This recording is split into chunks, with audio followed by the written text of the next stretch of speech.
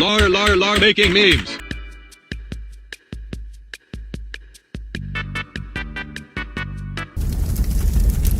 Oh good, I hated my eyes anyway.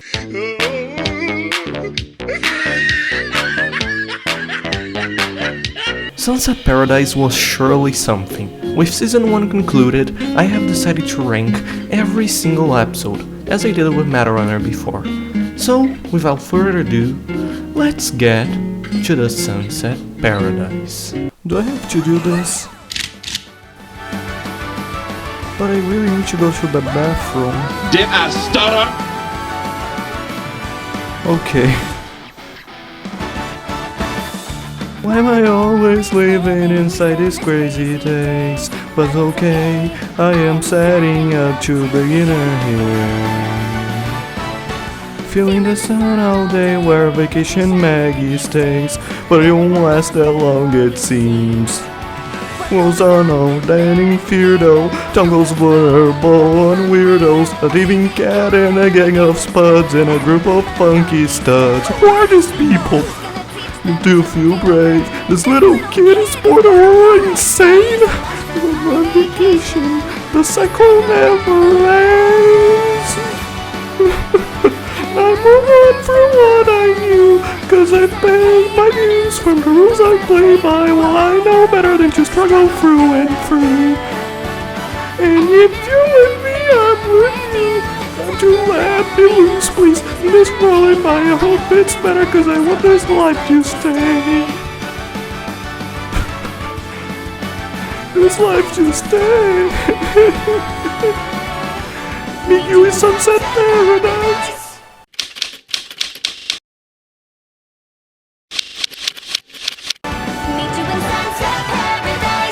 Number 10. Mad Maggie. Even the worst episode in the series is very good and enjoying to watch. I think this show stayed pretty consistent all throughout, very differently than Matarunner, where you can easily see a huge gap between the episodes. This episode serves to sum up the villains of the show by having Maggie and Lori face them. At the very start, you have them apprehend the Spud Buds by using the dark as an advantage. By the way, am I the only one who thought Maggie was blackfacing here? Yeah, you. Just you. Out of 7.8 billion people on planet Earth, you're the only one who is like that. You are the only fucking one. Congratulations. Bruh. Then they outsmart Whisk by hitting her where it hurts, the mask. And later they have a chase scene with the Funky Force.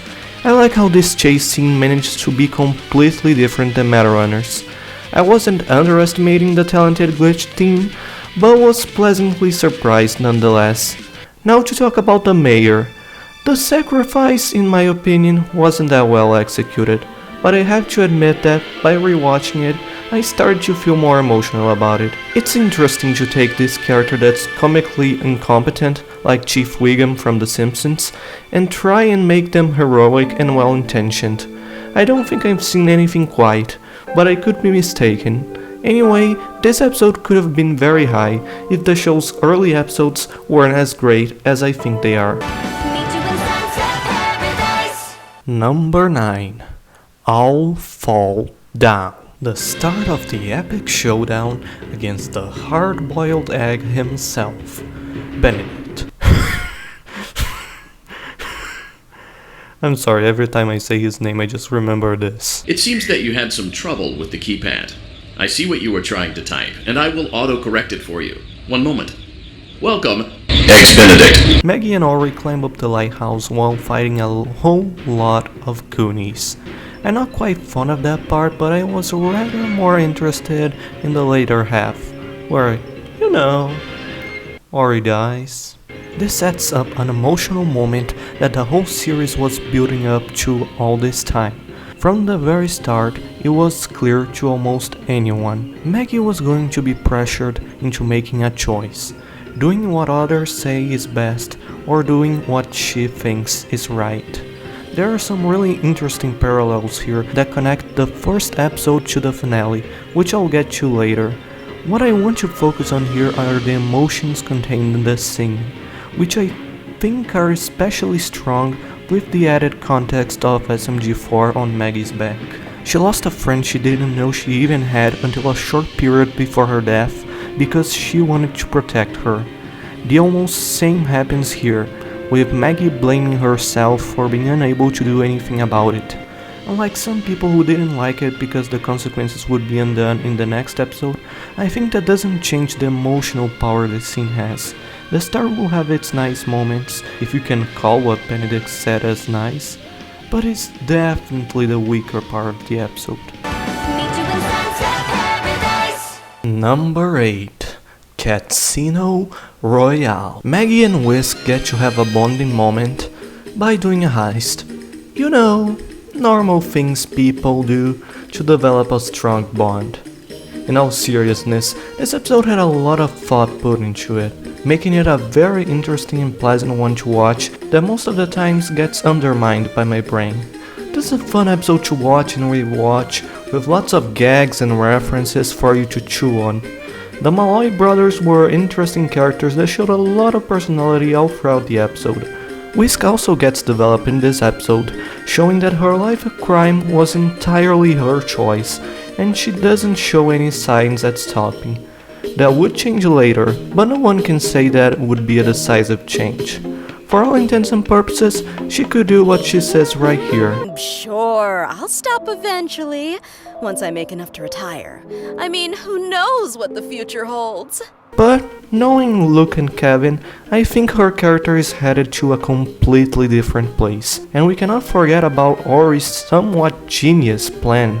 You can see there was a lot of detail put into it if you rewatch and pay close attention to the surroundings. This episode has a lot of the Sunset Paradise charm, but it's still not one of my favorites. Not because it's bad or anything, but because my favorites are... how do I say it? Amazing! Yeah, that's pretty much it. Number 7. The Funk and the Furious. The introduction to the Funky Force was a fun episode in many ways. First of all, Frankie Fresh and the other members are all interesting characters I am quite fond of. They have great personalities and a backstory with very engaging implications.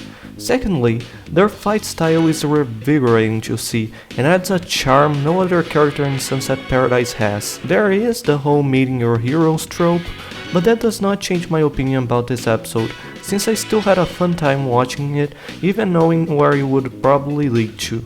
They also kind of break that trope a bit by having the Funky Force be the inspiration for Ori to not give up. The fact that their backstory revolves around the fact that they tried being heroes, but the consequences to that, which are implied to be the death of Joe Fresh and perhaps the threatening of his family, led to them having to become villains while still pretending to be heroes, makes me feel a sort of sympathy similar to what I felt toward Lux from Meta Runner. It also makes me appreciate them as better villains than Benedict, simply because they're not your usual cartoony crazy villain that wants power, what the main villain of Sunset Paradise basically is. The introduction to these factors of characters were quite the experience, but I find this next episode to be a bit better. Number 6. Saturday Night Funkin'. We continue off from the Funk and the Furious, and things start to get intense. Maggie gets brainwashed into not only performing, but also assassinating the mayor, and Ori has to stop her. This is the start of the setup for this season's finale, and things turn sour really fast. While the Funky Force's plan to use Maggie to destroy the mayor failed thanks to Ori using her to destroy the source of the hypnosis, they still managed to convince all Port Aurora citizens that the deputy and Maggie are evil, leading to them having to escape from the angry mob being cornered in Ori's house. Not only that, but the prisoners are set free by Benedict, who finally shows up face to face. Cause that's pretty much all that's left of him. His face. While I do have some problems with his character for being a little too cliche, I find him to be very threatening and imposing in this episode, rather than just being a lunatic like in the last episodes. This sets up the season's finale in a nice and dramatic way that makes you take a deep breath to process what's ahead of you from now on. Number 5. Reservoir Cats. I really enjoyed Reservoir Cats, and that has a lot to do with the character of Whisk. Deadly but shy surely fits the description, as she can be very imposing, commanding, and professional with her mask on, but she's also, on the other hand, antisocial, anxious, and overall just a shy goofball. This episode also introduces the minor character of Chat, which I'm inclined to say is gonna be Whisk's love interest, but considering the whole flame war occurring in the other fanbase, I'll restrain myself to saying friend interest, if that's even a thing. Their relationship is strongly established in a few minutes, and it makes for a very interesting interaction between the two that I wish to see more in the future. He goes as far as defending her, even if he only met her a few minutes before. Whisk also shows to have feelings towards him, as shown with her appreciating Chat's compliments, and at the end of the episode, with her caring enough for him as to look at him and think about her choices. There is also a strong moment in this episode involving Maggie and Ori, who are stuck together by the way, where Whisk's gas gun makes them hallucinate the worst fears, regrets, and pent-up feelings they have. Maggie sees her counterpart, Shadow Maggie, who does her usual work of bringing Maggie down, and Ori sees his grandfather, who scolds him for being a disappointment to his legacy, something Ori fears he is. But by coming together, they manage to ignore these negative feelings and go back to full consciousness. All of these incredible moments make for a thrilling episode. Number 4. Pilot. The pilot was the episode I rewatched the most, and perhaps there is a reason behind it other than it having been released sometime apart from the rest of the season. To me, this episode is a classic I really don't mind watching and rewatching a billion times over. It is the perfect example and standard for this whole show and puts a smile on my face every time the video is played. Maggie gets to meet all sort of characters, like Ori, the annoying child deputy that's a bit too confident. Okay, way too confident. Aziz, the apathetic ice cream man, and the Spud Buds, cruel and violent rascals that know no limits while being way too carefree about it. The fight scenes are memorable and have a magnificent choreography. The jokes have each their own spark and differ a lot from SMG4, which is a fantastic thing that brings identity to Sunset Paradise. This was a great start to signalize what this show had in store. Number 3. What comes next? For a nice change of pace, we get an episode mostly dedicated to the main villain of the show, Benedict. Although, like I said before, I don't quite like the crazy evil type of cliché. This episode portrays Benedict as something more than that, since here he shows a lot of personality while still maintaining his questionable attitude. It's nice to take a look at something from the villain's perspective, even if it's not the sympathetic type of villain. Benedict also shows why he's known as a mastermind in the art of crime by having absolutely no morals or limits, as shown by him doing good deeds to appeal to children, so he could use those pure-hearted kids for his own gain, only to disregard of them seconds after their use. A minor character that gets introduced here is the lighthouse keeper, who is pretty much the stereotype of his profession. Very quickly, Benedict shows he can take control without even moving a finger, since, he doesn't have any. This all comes to show that as crazy and twisted as he might be, he's very fit for the goals he dreams of, restoring his true form and creating a criminal empire. Although, things didn't quite go as planned. Maggie and Ori also appear in this episode, but in a smaller scale. Maggie starts to doubt Ori's capability, saddening him and making him go on his own. Maggie, feeling bad for putting him down, goes after him so she can protect him from his overconfidence. Ori then realizes the fact and lets Maggie help so that both of them can put a stop to Benedict. So very nice character development there. Overall, a different and great episode. Number 2. The Silence of the Yams. Boy, I'm glad I rewatched all of these, or else I wouldn't have made justice for all of them, especially this one. Sure, nothing that major or dark happens here, since we're still at the very start of the season, but when I say Sunset Paradise charm, I think about this one. Let's start off with the chase and fight scenes. So fantastic. I barely have any words for it. It runs smoothly, it keeps me engaged every time I rewatch it, and the Easter eggs, the little details, just incredible stuff. The comedy is another high I won't be forgetting soon, and I wish to never forget.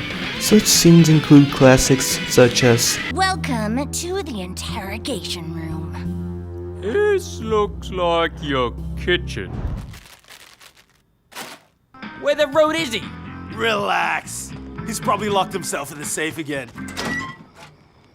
Well, I guess he's dead. This is such an underrated episode. I mean, look at it. Now compare it to, let's say, the pilot. That is a federal crime and I'll personally fight whoever thinks otherwise. Haters will say I'm joking. This episode focuses on the lost dream of Duke, one of the Spud Bud members, of becoming a musical star, which is already an intriguing storyline. Taking that and adding all of the strong points I already mentioned, you'll get an incredible episode I wish more people had seen.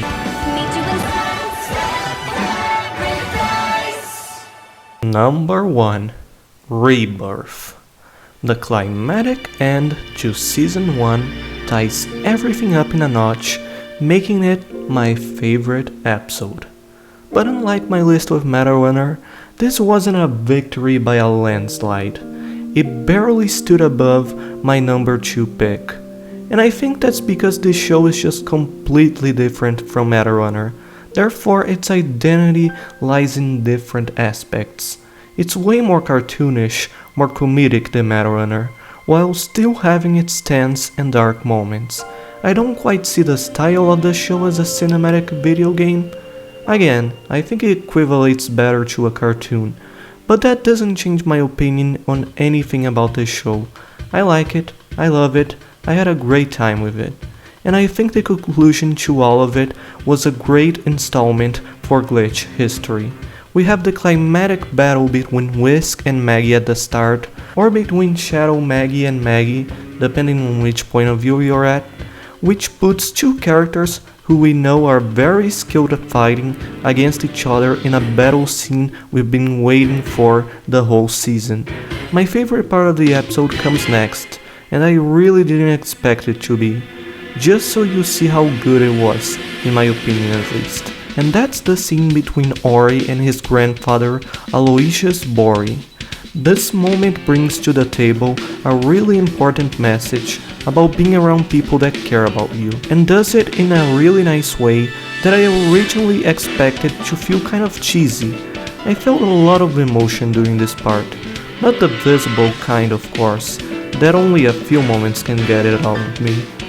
But it was still really well thought out, written, and executed, and that's why for me, it's the strongest part of the episode.